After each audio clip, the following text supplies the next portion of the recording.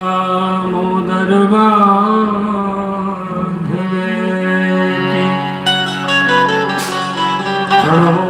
पवन कुमार खल बन पाप ज्ञान घन जास हृदय आगार बसहि राम सर चाप धर।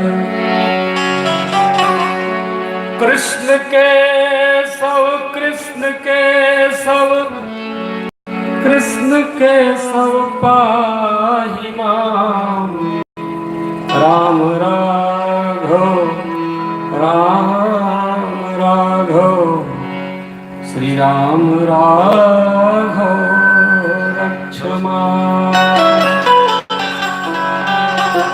लेत सदा सुधि दीन की सहज दया के धाम। जननी जनक दास के प्रभु श्री सीताराम।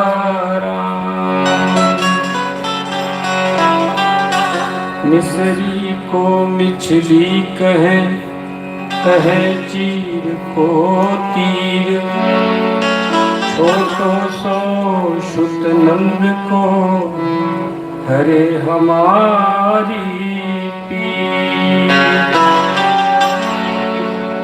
श्री राधा मेरी स्वामिनी मैं राधे को दास। जन्म जन्म मोहि दीजिए माँ वृंदावन में वास। श्री वृंदावन में वास। सत्संग के प्याले में प्याले सत्संग के प्याले में राम रस पीले रे। सत्संग के प्याले में राम रस पीले रे। ओ सत्संग के प्याले में राम रस पीले रे। तेरा जीवन है दिन चार तू हंस के जिए रे। सत्संग के प्याले में राम रस पीले रे। सत्संग के प्याले में राम रस पीले।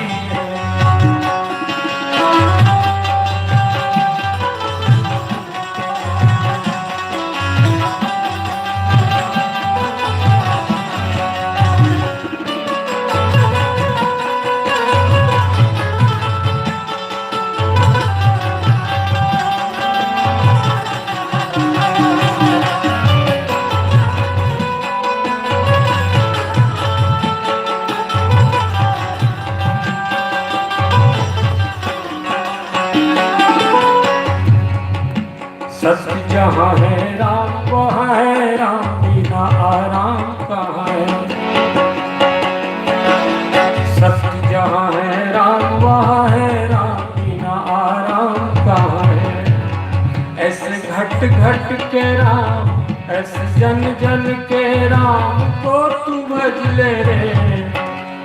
सत्संग के प्याले में राम रस पी ले रे। सत्संगिक प्याले में राम रस पीले रे।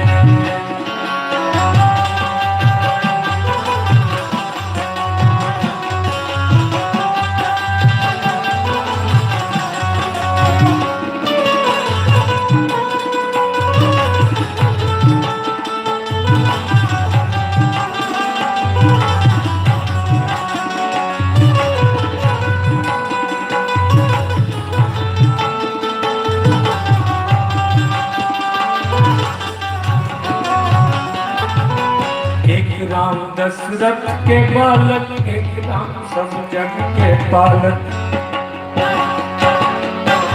कबीर जी के सपनों में एक राम दशरथ के बेटा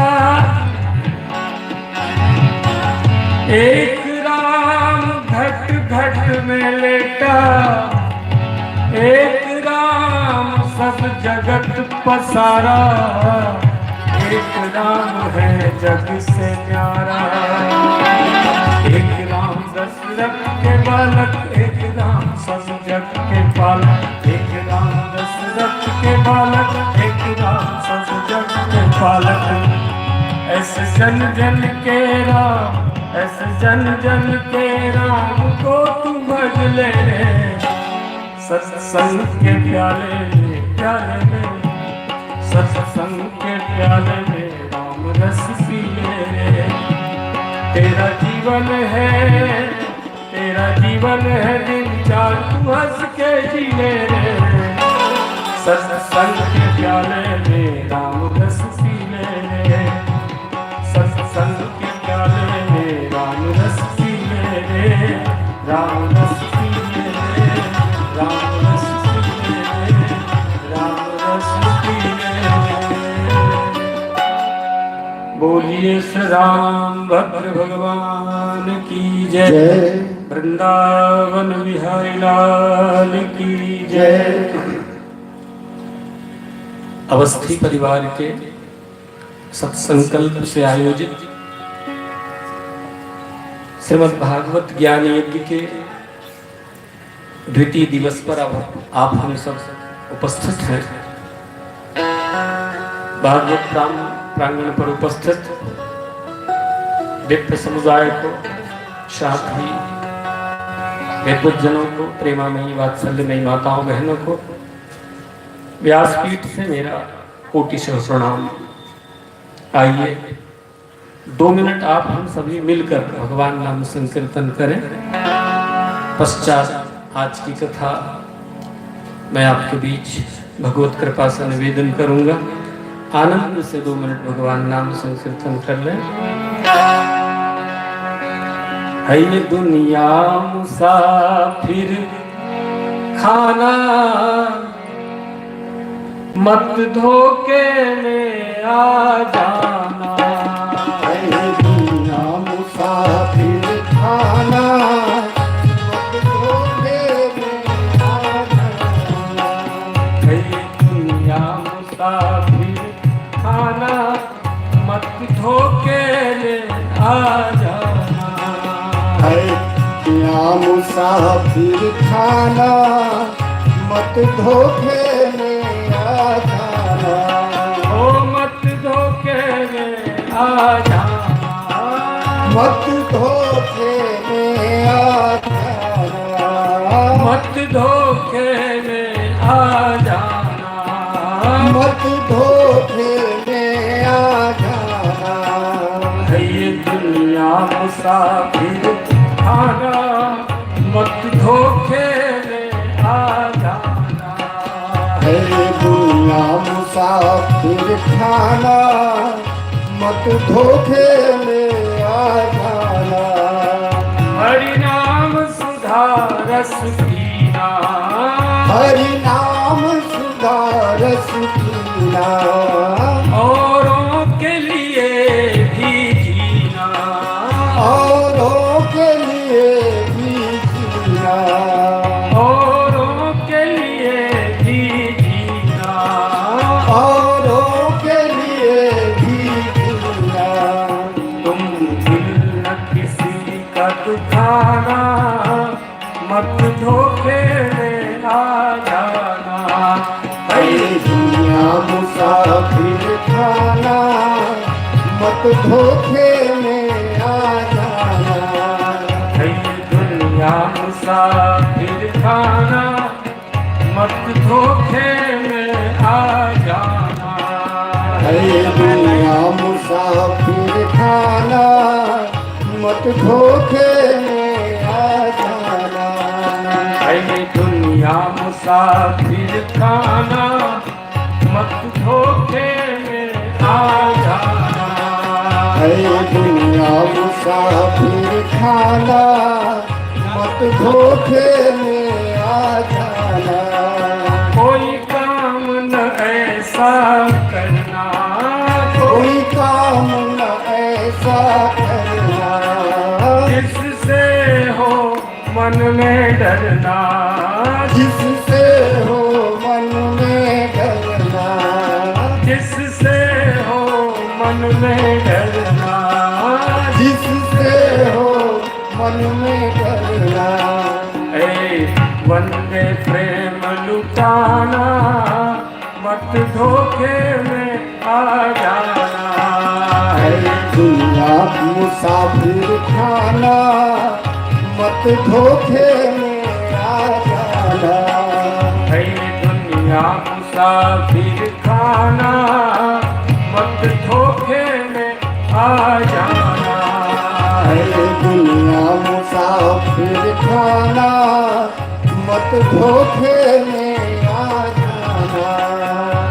गोविंद जय जय गोपाल जय जय, गोविंद जय जय गोपाल जय जय, गोविंद जय जय गोपाल जय जय, गोविंद जय जय गोपाल जय जय, राधा की जय जय कृष्ण की जय जय, राधा की जय जय कृष्णा की जय जय, गोविंद जय जय गोपाल जय जय, गोविंद जय जय गोपाल जय जय, गोविंद जय जय गोपाल जय जय, गोविंद जय जय गोपाल जय जय, गोविंद जय जय गोपाल जय जय, गोविंद जय जय गोपाल जय जय। बोलिए श्री राधारमण भगवान की जय कृष्णचंद्र भगवान भगवान की जय। आकाशात् पततितोऽयं यथा गच्छति सागरम् सर्वदेव नमस्कारम् केशवं प्रतिगच्छति। बोल वृंदावन बिहारी लाल की जय। आत्मीजनों, कल आप कथा श्रवण कर रहे थे। सुरसरी की पावनी धारा के निकट गंगा जी के धवल रेत पर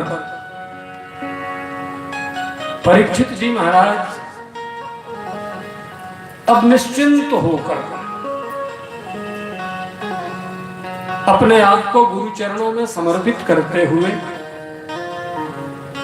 भागवत की मोक्षदायिनी गाथा का आनंद लेने में लीन हो रहे हैं, जिससे मृत्यु का भय भी तिरोहित हो जाए।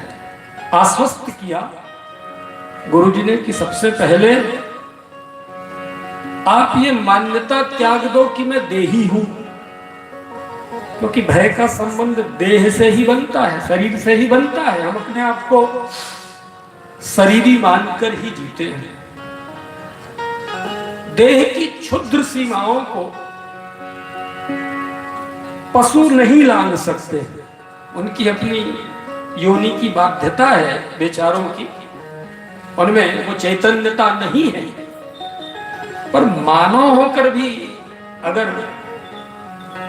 अपने आंतरिक जीवन पर चिंतन न करे, पारमार्थिक शरीर का चिंतन न करे, तो फिर बात बनने वाली नहीं है। ये स्थूल शरीर ही सब कुछ नहीं है, इसके अलावा सूक्ष्म और कारण शरीर की भी चर्चा होती है। सबसे पहले आत्मा में रमण करने की बात गुरु जी ने कही। पश्चात जब मंगलाचरण की बात आई तो विराट ब्रह्म की व्याख्या, भुरलोक, भुवरलोक, स्वलोक, जनलोक, अतल, वितल, सूतल, तलातल, ऐसा लगा जैसे पूरे ब्रह्मांड का परिचय करवा रहे हैं। यही तो परमात्मा का स्वरूप है। तो बीच में परीक्षित जी ने हाथ जोड़ करके निवेदन किया, और यही सूत्र भी है। परीक्षित ने कहा, प्रभु मुझे जगदीश्वर के विषय में एकदम से मत बताइए, ब्रह्म के विषय में मत बताइए, मुझे तो मेरे विषय में बताइए। प्रारंभ यहां से हो, जगत से हो, तब बात बने। आप सीधे जगदीश्वर की व्याख्या करने लग जाएंगे तो मुझे अपनी ही समझ नहीं है, मुझे अपना ही ज्ञान नहीं है, फिर मैं राम को कैसे समझ सकता हूँ, भगवान को कैसे समझ सकता हूँ? मुझे तो पहले अपने को जानना होगा। कठिन तो बन पाना है राम, राम तो कहना है आसान। राम को रहा रात, अरे तू बन पहले इंसान। हम इंसान बन जाएं तो भगवान प्रस्त हो सकता है, ईश्वर की ओर हमारी यात्रा हो सकती है, पर पहले ही इंसान तो बने। इंसानियत ही जीवन में नहीं है, खोज ईश्वर की शुरू हो गई तो भ्रांति तो बनेगी ही बनेगी। इसलिए परीक्षित ने बड़ा बढ़िया कहा कि प्रभु मुझे मेरे बारे में ही बताओ, मेरी उत्पत्ति के बारे में। कल थोड़ी सी चिंतन हो रही थी, पहले बीज बना कि वृक्ष बना, वृक्ष से बीज की, बीज से वृक्ष, जितना ही पीछे जाओ झंझट है, उत्तर मिलना संभव नहीं है। यद्यपि इशारों में महात्माओं ने संकेत कर दिया। मानस में गोस्वामी जी महाराज जी का एक प्रसंग है, माँ पार्वती और शिव जी का विवाह हो रहा है, आचार्य करे गणेश जी की पूजा करो, तो मम्मी पापा तो वही परिणय बंधन में बंधने जा रहे हैं, और गणेश जी की पूजा कहाँ से आ गई भाई? अभी तो गणेश जी पहले व्यवहारिक रूप में, पर देव अनादि जी जान, देव अनादि है भाई, उसके आदि और अंत के चक्कर में पड़ोगे, कौन पहले कौन बाद, तो ये झंझट मोल ले लोगे, इस चक्कर में मत पड़ो। ब्रह्मांड एक चक्राकार है, और जब हम समय के आयाम को अपने हिसाब से सिद्ध करने की चेष्टा करते तो गड़बड़ा जाती है। वहां जिन क्षुद्र सीमाओं में हम रहते हैं वो गणित वहां काम नहीं आता, उस गणित से परे जाना पड़ेगा, तब जाके थोड़ी बात समझ में आएगी। भगवान ने तो गीता में, भागवत में स्पष्ट कर दिया, सारी सृष्टि का बीज मैं हूं। एतन्नानावताराणां निधानं बीजं व्ययम्, अस्य अंशेन सृज्यन्ते देवतिरन्नरादयः। बोले पूरी सृष्टि का बीज मैं हूं, मेरे माध्यम से ही देवी देवता नर गंधर्व किन्नर पशु पक्षी जो भी है वो पैदा हुए हैं। तो परीक्षित ने कहा महाराज मैं कैसे पैदा हुआ हूं? ये प्रश्न तो सतत मेरे मन में है, मुझे यही पहले आप बता दीजिए, ये सृष्टि कैसे बनी, ये दुनिया कैसे बनी, मैं कैसे आया, ये मुझे आप बताइए। और तब बिल्कुल वैज्ञानिक ढंग से भगवान इसकी व्याख्या करते हैं। सबसे पहले तो पूरे ब्रह्मांड में महत्तत्व की ही प्रधानता रही, शास्त्र की भाषा में उसको महत्तत्व कहा गया। बहुत सहज कर दें तो शून्य, बिल्कुल निरवता, जहां कुछ भी नहीं, ऐसी अनंत शून्यता, और उस अनंत शून्यता से ही सबसे पहले आकाश तत्व का निर्माण हुआ। आकाशो वायु, वायु अग्नि, अग्नि जल, जलस्य पृथ्वी, यस्य सृष्टि रचनाम करिष्ये। सबसे पहले पंचभूत का निर्माण हुआ, छित जल पावक गगन समीरा। ये पंचभूत सबसे, और ये क्रम है, आकाश फिर वायु। और इसके हिसाब से देखें तो जो इनके गुण धर्म है उनका विकास प्रारंभ हुआ। आकाश का गुण धर्म शब्द, इसलिए आकाशवाणी बनी, यही से आकाशवाणी बनी है। वाणी जो है, शब्द जो है, वो आकाश में विलीन हो जाती है। फिर वायु, वायु का गुण धर्म है स्पर्श, और यही वायु जो है उन शब्दों को धकेल कर दूर ले जाने में भी योगदान देती है। आकाश और वायु, वायु अग्नि, अग्नि में रूप है, अग्नि की ज्वाला, अग्नि की ज्योति हमारे आंखों के सामने दिखाई देती है, उसको हम देख सकते हैं। और अग्नि में जल, अग्नि के बाद जल तत्व, जल तत्व में रस की प्रधानता है। जो कुछ खट्टा मीठा कड़वा तीखा हमें अनुभव हो रहा है, रसानुभूति स्वाद का अनुभव, वो जल तत्व के कारण, और फिर जलस्य पृथ्वी, उसके बाद पृथ्वी तत्व का निर्माण हुआ, जिसके लिए ये घ्राण हमें मिले, नासिका हमें मिली, और उससे हमें गंध का अनुभव होता है, किसी भी प्रकार के गंध का अनुभव हमें होता है। तो ये 5 तत्व बने, और इन 5 तत्वों को क्रियान्वित करने के लिए परमात्मा ने 5 ज्ञानेंद्रिय बनाए, आंख, कान, नाक, जीभ, त्वचा, और इन्हें ज्यादा क्रियाशील करने के लिए 5 कर्मेंद्रिय भी बनाए, हाथ, पैर, लिंग, मुख, गुदा, 5 प्राण, प्राण अपान समान व्यान उदान। ऐसे करते करते देखिए, ये पारमार्थिक शरीर की व्याख्या है। हम लोग स्थूल शरीर को तो जानते हैं, और साइंस ने इस पर खूब तरक्की की है। प्रयोगशाला में एक डेड बॉडी को चीर फाड़ करके सब पता लगा लिया साइंटिस्टों ने, कुछ भी नहीं बचा। कौन सी नली कहा जाती है, क्या है, पर ये शोध सिर्फ और सिर्फ बाह्य शोध है भाई, है? शरीर का शोधन उन्होंने किया, पर शरीर से परे जो अस्तित्व है वहां कहीं न कहीं विज्ञान चूक जाता है, जिस पारमार्थिक शरीर की व्याख्या। अंत में कहा गया कि मानव जीवन के साथ 5 कोष है।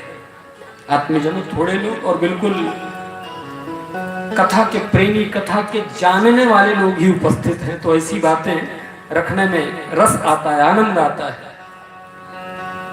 5 कोष, उन 5 कोष में अन्नमय कोष, मनोमय कोष, प्राणमय कोष, विज्ञानमय कोष और आनंदमय कोष। इसकी जागृति मानव देह में ही संभव है। सुर दुर्लभ सदग्रंथ ही गावा, बड़े भागमान, ये व्यर्थ में नहीं कह दिया गया है? इसके पीछे रीजन है, कारण है, उसको गहरे समझना है। दुनिया की 84 लाख योनियां, और उसमें मनुष्य को भी जोड़ ले, वो तो अन्नमय कोष को ही समझ पाता है। जीता है, खाता है, पीता है, मर जाता है। उद्देश्य पूछ लीजिए, जीवन का उद्देश्य क्या है, तो बढ़िया खाओ पियो सो, या झंझट कौन पालता है इससे आगे। और ये संहिताओं में भी आई। देखिए, एक तरफ सात्विक संहिताओं का जन्म हुआ, जैमिनी, व्यास इत्यादियों ने बिल्कुल शास्त्रोक्त संहिता का निर्माण किया। तो उन जमाने में भी कुछ विरोधी लोग, कुछ खोपड़ी खराब वाले लोग, उसमें एक नाम आता है चारवाक। चारवाक की भी संहिता है। चारवाक ने कहा, यावत जीवेत सुखिम जीवेत, जब तक जीना है सुख से जियो, और भले कर्जा लेके भी पियो। यावत जीवेत सुखिम जीवेत, ऋणम कृत्वा घृतम पिबेत, कर्जा लेके भी पियो, क्योंकि भस्मीभूत शरीर, ये भस्मीभूत है शरीर, एक दिन जल जाएगा, नष्ट हो जाए। ये दुनिया के आडंबर में झंझट में मत पड़ो, खाओ पियो आनंद करो। तो आधी दुनिया को, बल्कि आधी से ज्यादा दुनिया को तो शरीर केवल अन्न में कोष समझ में आता है, इससे ज्यादा वो कुछ सोच ही नहीं पाते।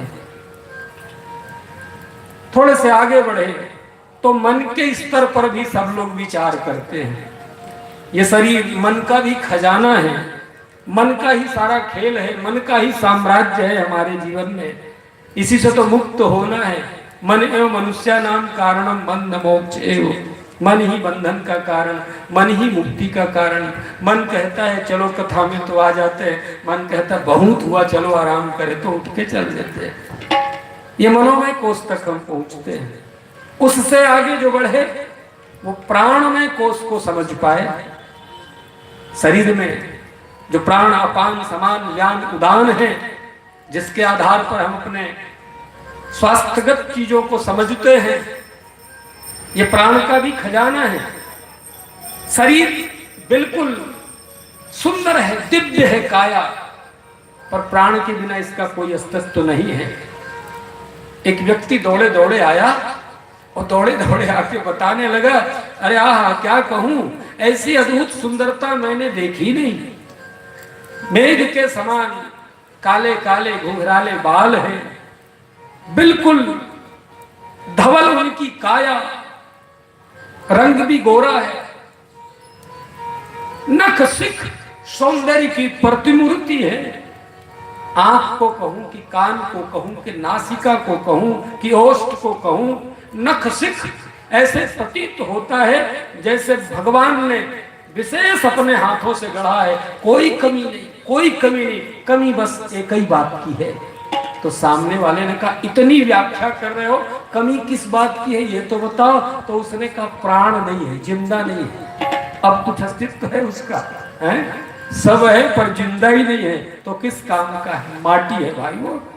बस यही विडंबना, प्राण के बिना जीवन का अस्तित्व नहीं है। प्राणों का स्पंदन हमें यहां बिठाती है।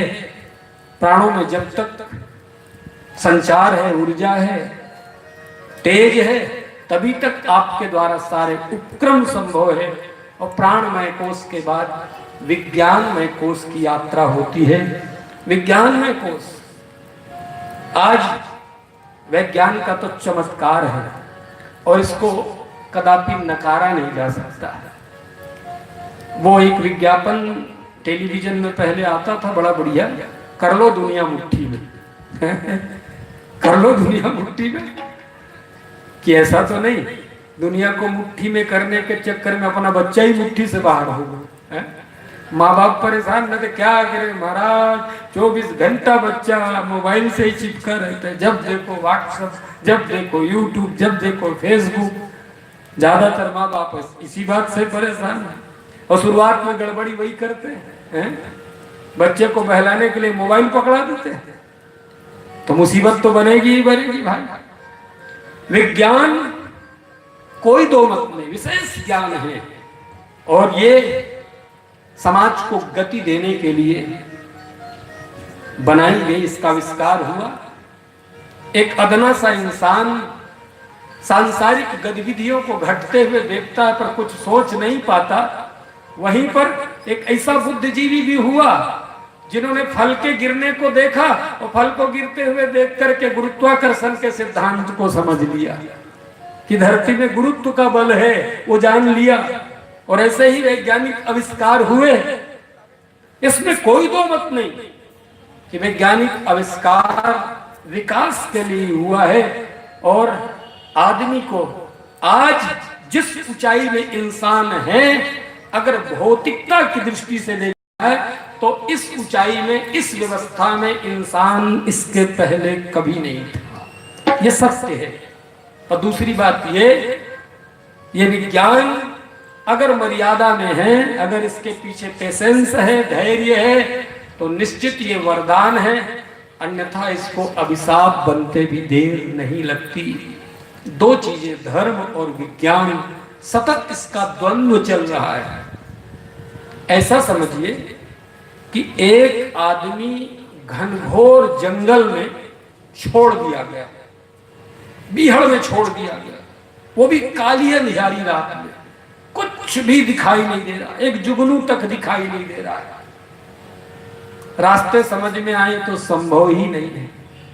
संयोग देखिए, उसी समय किसी चमत्कार से उसके हाथ में एक जलता हुआ दिया आ गया, एक जलता हुआ दिया आया। और यह दिया विज्ञान का प्रतीक है माताओं, ऐसा समझ लीजिए।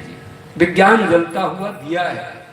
अब उस व्यक्ति के हाथ में जलता हुआ दिया है तो दिए से थोड़ा प्रकाश तो दिख रहा है, थोड़ा सा मार्ग दिख रहा है।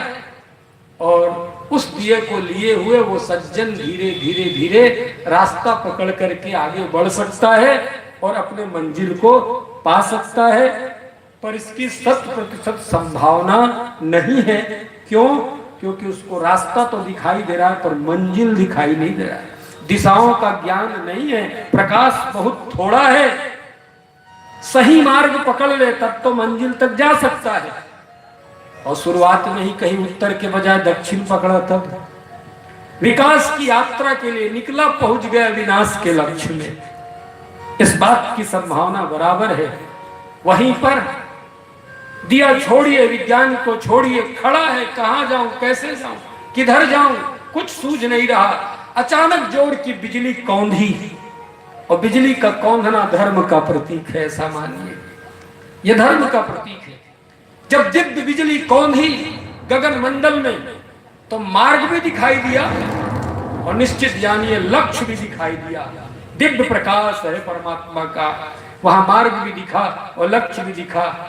पर एक गड़बड़ी यहां भी हो जाती है, अक्सर लोग बिजली कौंधने पर घबरा के आंख मूंद लेते हैं, डर जाते हैं। धर्म के साथ यही समस्या है। धर्म को मानने वाले लोग थोड़े समय के लिए तो आंख खोलते हैं, परिस्थितियां आंख खोलने पे विवश करती हैं। बिजली का कौंधना अर्थात परिस्थितियों का मार पड़ना, एक क्षण के लिए आंख खोलते हैं और दूसरे ही क्षण आंख बंद कर लेते हैं। तो ना रास्ता समझ में आए न लक्ष्य समझ में आए। लक्ष्य तो दोनों से ही मिलेगा। धर्म और विज्ञान एक दूसरे के पूरक हैं, इनमें तादात्म्य होना चाहिए। जब एकांगी इनका दोहन होने लग जाएगा तो बात नहीं बनेगी।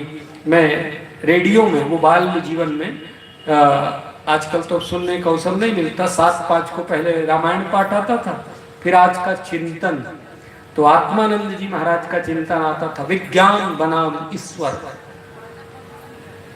विज्ञान के आविष्कार ईश्वरता को सिद्ध करती है, नकारती नहीं है भाई। आज अक्सर वैज्ञानिक मान्यता को मानने वाले लोग ईश्वरत्व को झुठलाने की चेष्टा करते हैं। अरे ये वैज्ञानिक आविष्कार उस भगवत्ता को सिद्ध करती है, उस मानव में ईश्वरत्व की जागृति है। तभी तो एक छोटे से घंटक भी उतरना है, वो बाहर बाहर ही टटोलते रह गया। समुद्र के किनारे पे ही उनकी दौड़ चलती रही, कभी सागर की गहराई में गोते में उतरने का प्रयास नहीं किया। इसलिए आध्यात्म के मोती, प्रेम के मोती वो चुन नहीं पाया। विज्ञानी के साथ यही विडंबना है। अजब दस्तूर हो रहा है, आदमी मजबूर हो रहा है। चांद तारे तो पास आ गए, आज सब कुछ नाप लिया वैज्ञानिकों ने। चांद तारे तो पास आ गए, पर आदमी आदमी से दूर हो रहा है। विडंबना ये है, इस वैज्ञानिक युग में आदमी पड़ोसी को नहीं पहचानता। ये वैज्ञानिक आविष्कार का युग है। तो चौथा कोष विज्ञानमय कोष और 5वां कोष है आनंदमय कोष। और यहां तक मनुष्य की यात्रा होनी चाहिए, क्योंकि जिसने आनंदमय कोष को पाया, फिर समझ लीजिए और किसी कोष की आवश्यकता बनती ही नहीं है। आनंद ही तो लक्ष्य है हमारा। भागवत के प्रारंभ में ही आया, सच्चिदानंद रूपाय विश्वोत्पत्त्यादि हेतवे। तात्विक रूप से वो आनंद स्वरूप है। और मैंने निवेदन किया था, आनंद आपको निष्प्रियों के, फकीरों के, मस्त मौलों की झोली में मिलेगी, जिनके जीवन में आग्रह। और फकीर से आपका आशय किसी कंगाल गरीब को मत मान लेना, भिखारी को मत मान लेना। फकीरी एक विचार है, फक्कड़पन एक विचार है, जहां दुनिया के आग्रह के साथ जीना नहीं, बल्कि उस साध्य के साथ ही जुड़कर आपको हर जगह साध्य रूप में परमात्मा मिलेंगे। धरती ही बिछौना है, गगन ही छत है। इस भाव से जीने वाले फकीर जो होते हैं, आनंद से उनका सामना होता है। 2 लोग यात्रा में थे, एक गृहस्थ और एक सन्यासी, एक फकीर। दोनों लंबी पहले पैदल यात्रा होती थी। तो गृहस्थ क्या करता था, अपने साथ एक गुदड़ी रखता था, पतले से गद्दा, एक चादर रखे, एक पतला तकिया रखे, बर्तन भाड़ा ये वो तो सब। और दिन भर यात्रा हो तो गधा तो बनना पड़ेगा, इतना बोझा है तो उसको ढोएगा कौन, वो गधा बन के। और उनके साथ सन्यासी, और सन्यासी जब चले धड़ाम धड़ाम तो बराबर 100 फीट आगे हो जाए, फिर से पलट के। दोनों साथ हो गए थे यात्रा में, साथी बन गए थे, तो फिर पलट के देखते। और जब सोने का अवसर आता, भोजन इत्यादि करके सोते, जहां डेरा डालते, तो गृहस्थ जो है गुदड़ी डालता, तकिया लगाता, पूरी व्यवस्था करता और सोने की तैयारी करता। तब भी 11:30 बजे रात तक करवट बदलता था, उसको नींद नहीं आती थी, क्योंकि गिरि कारज नाना जंजाला ते अति दुर्गम। गृहस्थ को नींद ना आए। महात्मा जैसे ही टिके 2 मिनट में खुर्राटे भरने लगते उनको, मस्त बोला सन। गृहस्थ ने पूछा, महाराज न आपके पास गुदड़ी है न चादर है, फिर आपको इतनी अच्छी नींद कैसे आती है? महात्मा ने कहा, भैया मेरे पास भी गुदड़ी है, मेरे पास भी चादर है, मेरे पास भी बिछौना है, बस अंतर इतना है तुम इन बाह्य साधनों को बोझा बनाकर ढोते हो और मैंने इस साध्य शरीर को ही साधन बना लिया है। मेरे लिए भी गद्दा चादर सब तैयार है, जमीन पर लेट जाते हैं, सिरहाने हाथ रखते हैं। अरे हम भी अपना तकिया बिस्तरा सदा साथ रखते हैं, जहां जाए हमारा तकिया बिस्तरा साथ है, हमें तनिक घबराने की आवश्यकता नहीं। ये मस्ती, ये फक्कड़पन, ये निष्प्रियता जब जीवन में आ जाए, ऐसा नहीं है कि जगत के संसाधनों का उपयोग आप न करें। फकीर जब भी पैदा हुए हैं तो सम्राटों के घर से पैदा हुए हैं, कंगाल के घर से फकीर होना संभव नहीं है भाई, वहां भिखारी बन सकते हैं।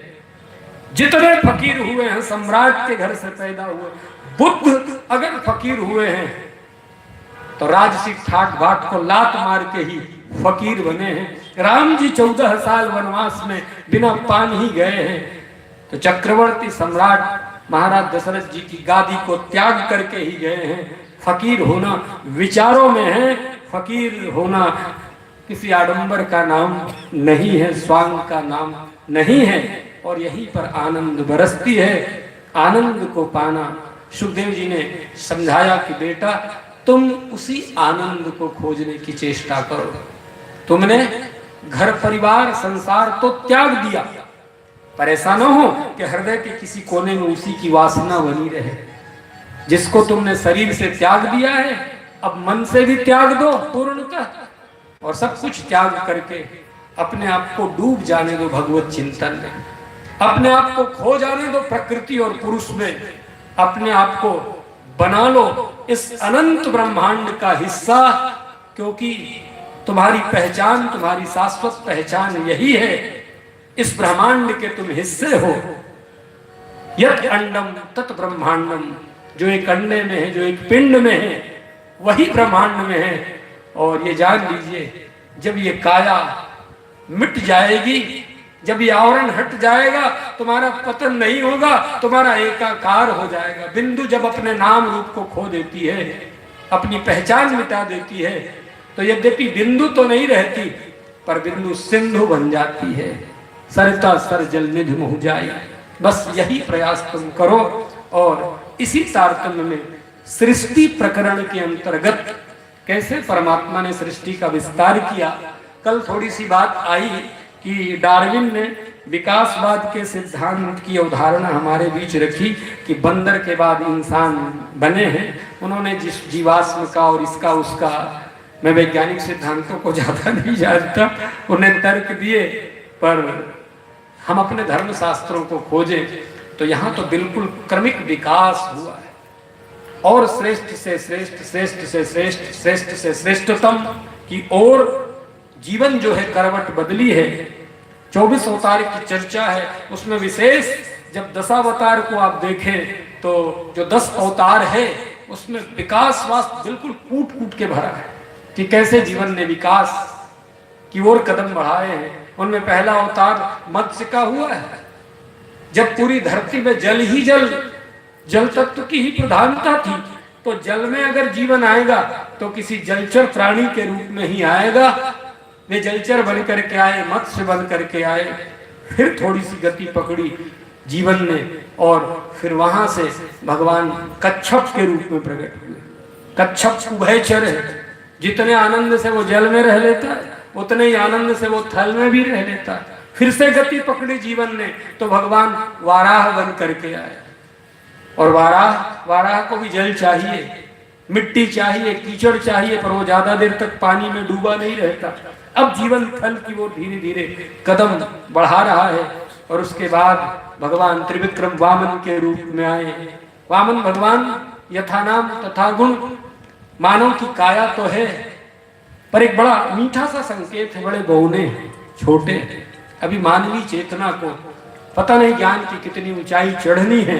वे वामन के रूप में आए, पश्चात परशुराम जी का प्राकट्य हुआ। परशुराम जी भी मानव काया में आए, पर परशुराम जी महाराज आवेश के अवतार है, अतिशय क्रोधी। उन्हें लगा कि दुनिया सन्मार्ग में जाएगी तो केवल और केवल शस्त्र के सहारे जाएगी।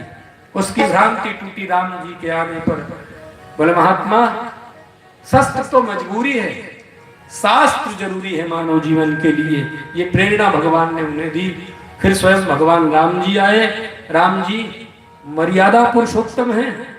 अब पूर्णतः मर्यादा का आविर्भाव हुआ, पर मर्यादा के साथ भी खिलवाड़ करने वालों की कभी दुनिया में नहीं है। राम जी की मर्यादा को उंगली उठा दिया एक अदना से धोबी ने। उसने कहा मैं राम नहीं हूं जित पत्नी को स्वीकार कर लूं। और तब फिर राम जी ने कहा अब 60-60 समाचरे जैसों के लिए तैसा, कृष्ण बनना पड़ेगा। भगवान कृष्ण बने। और भगवान कृष्ण की लीला तो भली भांति आप जानते हैं, जहां जब जैसी परिस्थिति आए तद अनुरूप अपने आप को बना लेना, ये भगवान कृष्ण की विशेषता है। और उसके बाद भगवान बुद्ध के रूप में भी आए। बुद्ध ने परम शांति का पाठ, अहिंसा का पाठ समाज को दिया। अवतारवाद की अवधारणा में एक अवतार ये है जो अनिश्वरवादी हुए। गहन इसकी व्याख्या की आवश्यकता है कि प्रतीक के रूप में ईश्वर को न रख करके उन्होंने सत्य को, प्रेम को, ध्यान को ही सर्वोपरि माना। गंभीरता से जाएं तो ऐसा हो ही नहीं सकता कि ईश्वर की सत्ता को कोई नकार पाए, उसके बिना तो बात बनती ही नहीं है। और अंत में कलिकाल में भगवान कल्कि के रूप में आएंगे, क्योंकि अब न मर्यादा का युग रहा, न लोग शांति को महत्व दे रहे हैं, बल्कि अब तो जगह जगह क्रांति ही क्रांति है। तो कल्कि भगवान इस धराधाम पर आएंगे।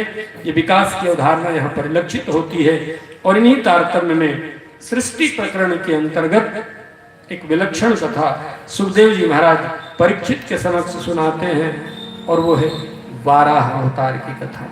बोल वृंदावन बिहारी लाल की जय, बोले श्री कृष्ण चंद्र भगवान की जय।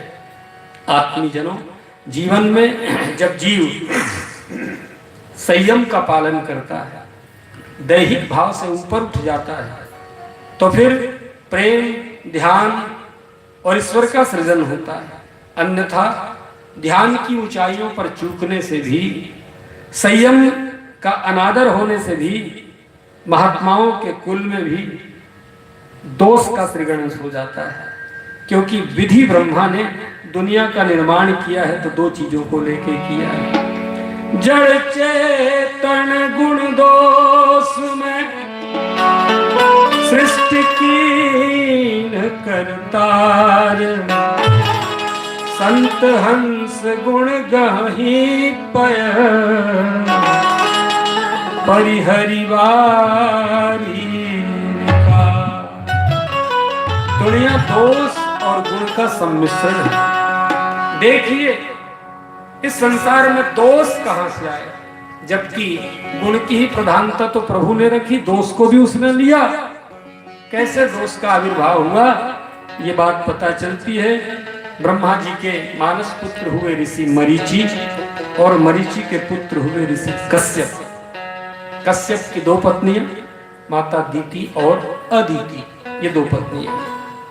एक समय की बात, माता दीति जो है शाम के समय 16 श्रृंगार की, 9 यौना की तरह श्रृंगार की, और 9 यौना की तरह श्रृंगार करके पति के सम्मुख जा करके प्रणय निवेदन करने लगी। कामासक्त हो गई। शास्त्र कहती है कामा तुराना न भयम न लज्जा। जब व्यक्ति काम के उद्वेग में पड़ता है तो फिर लज्जा और भय का परित्याग हो जाता है। उसको इंसान पहले ही त्याग देता है, मर्यादा का ह्रास होने लगता है।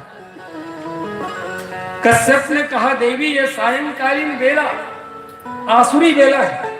ब्रह्मा जी ने जब सृष्टि का निर्माण किया तो यक्ष और राक्षस बनाए। राक्षसों ने तो रक्षा की थी, यक्ष कामातुर होकर के ब्रह्मा जी की ओर ही दौड़े थे। तब परमात्मा ने प्रेरणा दी थी इस काम कलुषित शरीर का त्याग कर दो। जो संध्या देवी का रूप ली है, जिसको हम सायंकालीन बेला के रूप में देखते हैं। शाम के समय बहुत सावधान रहने की आवश्यकता पड़ती है, ऐसे शास्त्रों में विवेचन मिलता है। कुछ चीजें यहाँ त्याज्य कही गई हैं। उसमें पहली बात कामनाओं का त्याग, वासनाओं का त्याग शाम के समय होना चाहिए, भगवत चिंतन होना। इसीलिए दिया जलाते हैं हम लोग शाम के समय, देवली पर दिया जलाते हैं, तुलसी चौरा में दिया जलाते हैं, प्रकाश फैलाते हैं। कामनाओं का त्याग हो शाम के समय। शाम के समय भोजन का भी त्याग होना चाहिए। जब सूर्यदेव डूबने को हो तो कुछ भी खाना पीना नहीं चाहिए, इससे एसिडिटी बनती है, एक बीमारी पैदा हो जाती है। चटर पटर कुछ भी शाम को खाया, और इसी समय चौपाटी जाने का समय हो जाता है। ज्यादातर शहरों का माहौल तो यही है, शाम को लोगों की मिलने की गारंटी नहीं, तो घर के बाहर ताला कहाँ गए तो चौपाटी गए। ये चौपाटी नहीं हुआ, हमारी संस्कृति को चौपट करने की संस्कृति हो गई, वहां निकल पड़ते हैं। शाम के समय भूल से भी सोना नहीं चाहिए, सोने से श्री का ह्रास होता है, लक्ष्मी का पतन होता है। ये कुछ चीजें शास्त्रों में संकेत के रूप में दी गई। तो सायंकालीन बेला में जब देवी ने निवेदन किया, कश्यप ने पहले समझाया कि ये गलत है, पर कामातुर होने के नाते देवी दीति नहीं मानी और पत्नी के दुराग्रह के सामने हारना पड़ गया कश्यप को। दोनों का मिलन हुआ। पश्चात ध्यान करते हैं कश्यप, खेद प्रकट करते हैं, प्रायश्चित करते हैं, और पति को दुखी देखकर देवी दीति के मन में भी ग्लानि हुई। वे जाकर के क्षमा याचना करते हैं, स्वामी मुझे माफ करें।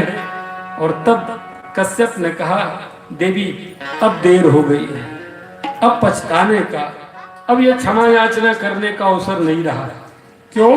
क्योंकि कर्म तो घट गया हमारे द्वारा, और कर्म और क्रिया की परस्पर अभिन्नता है। विज्ञान के विद्यार्थी भली भांति जानते हैं, जहां कर्म हुआ आज नहीं कल निश्चित कर्म की क्रिया सामने आएगी। और कश्यप ने कहा, इसका परिणाम ये कि हमारे घर दैत्य पुत्रों की उत्पत्ति होगी, राक्षस बेटे हमारे। ये महात्माओं के घर में भी दुर्गुण का आविर्भाव एक समय की मर्यादा बिगड़ने प्रसंग है। भगवान के जय के रावण कुंभकर्ण के रूप में, हिरण्याक्ष हिरण्यकश्यप के रूप में, और शिशुपाल दंतवक्त्र के रूप में तीनों का पतन हुआ। कारण एक बिल्कुल मीठा सा प्रसंग। एक दिन माता लक्ष्मी जी भगवान की सेवा कर रहे थे, सेवा में थे, अंग प्रत्यंगों की सेवा हो रही, चरण चापन हो रही। और ऐसे जब माता जी महसूस करती हैं भगवान के अंग प्रत्यंगों को, तो भगवान के जो अंग प्रत्यंग है वो तो बिल्कुल सद्य प्रसूत कमल की भांति, अभी अभी खिले हुए कमल की पंखुड़ियों की भांति कोमल, अतिशय कोमल। लक्ष्मी जी महसूस करती, जब मैं भगवान के अंगों को छूती हूं तो नवजात बालक के अंगों जितने कोमल है इनका शरीर। और जब भृगु जी की परीक्षा लेने जाते हैं, छाती पर पांव रख देते हैं भृगु जी महाराज भगवान के छाती पर, तो भगवान कहते हैं कि हे महात्मा, आपका ये चरण बड़ा कोमल है और मेरा शरीर वज्र का है, आपको पीड़ा हुई होगी। तो लक्ष्मी जी ने कहा, मुझे तो कहीं से वज्रांग नहीं लगते, ये तो कोमल अंग वाले लगते हैं, फिर वज्र कहां से हो गए? ये प्रश्न लक्ष्मी जी के हृदय में आया। और तब भगवान ने जय विजय को बुलाया, यहाँ आओ। द्वार पर पहरेदारी में थे जय विजय, और जय विजय आए। जय विजय से बोले, गदा उठाओ, और गदा उठा के मुझ पे प्रहार करो। मैं बताना चाहता हूँ लक्ष्मी को कि कोमल अंग वाला भी मैं हूँ और वज्र अंग वाला भी मैं हूँ, चिन्मय शरीर है मेरा। जय विजय ने गदा पटक दिए, बोले हम अपने मालिक के ऊपर ये गदे का प्रहार नहीं करेंगे। हम तो सोच रहे थे कोई और आदेश मिलने वाला, हम ये नहीं करेंगे। भगवान ने कहा, यार अब सीधी उंगली से तो बात बनी नहीं, तो टेढ़ी उंगली करने की आवश्यकता पड़ेगी।